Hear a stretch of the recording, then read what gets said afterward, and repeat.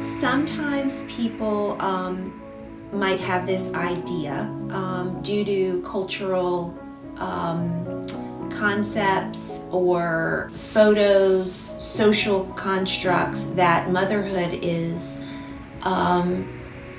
just all like rainbows and butterflies. It can look sometimes almost like glamorous or shiny, but that's not real life, and that's not what really happens. And so people can really be taken by surprise.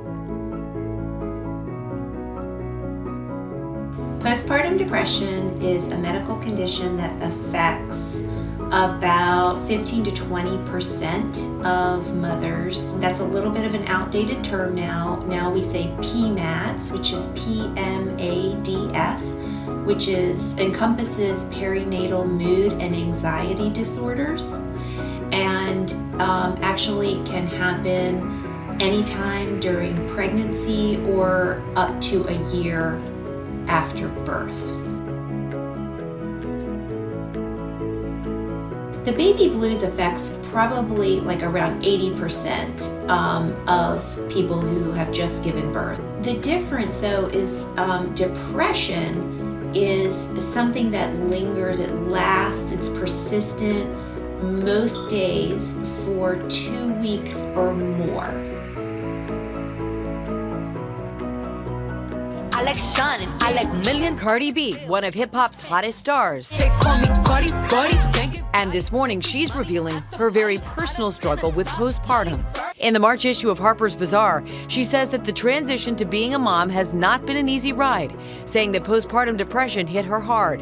When I gave birth, the doctor told me about postpartum, and I was like, well, I'm doing good right now. I don't think that's going to happen. But out of nowhere, the world was heavy on my shoulders. With my second daughter, when my symptoms kicked in, I felt nothing towards my baby.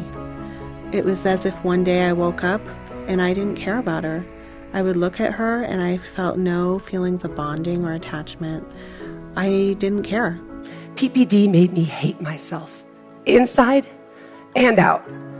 I referred to myself daily as lovely little pet names like vegetable and psychopath and crazy person. I thought I was lazy and disgusting and a horrible mother. I blamed myself for PPD, thinking I must have done something to deserve this. The treatment tends to be therapy, medication, and you can take medication during pregnancy and even when breastfeeding. A lot of people don't realize that. And then social support.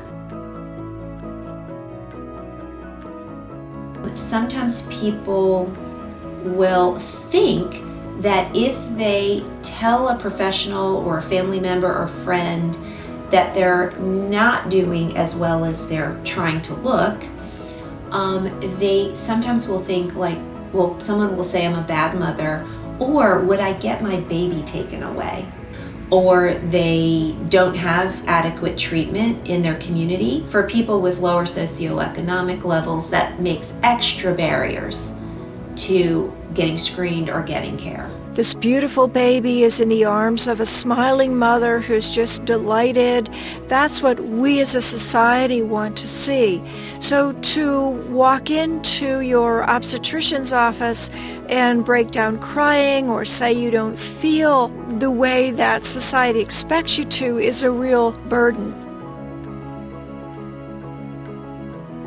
The earlier these PMADs are identified and treated, the better the outcome for mom, for the whole family.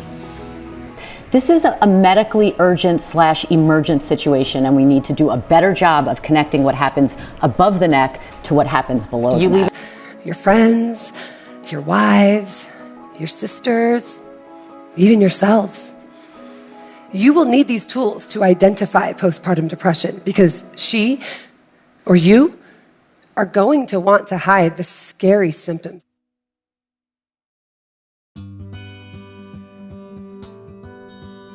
Reach out to people and say, instead of just focusing on the baby, but also, how are you doing and how is your mood? And noticing if somebody maybe needs to talk to their doctor or their primary care provider to encourage them to let them know. Mental health is a medical condition, and would we talk about a medical condition in the same way that we talk about mental health, and try to get to that point that we're doing that. PMADs are treatable. If left untreated, there is a negative effect not just on the mother, but on the child as well. And that is something we'd really like to see change, because these are treatable conditions and there's so much hope.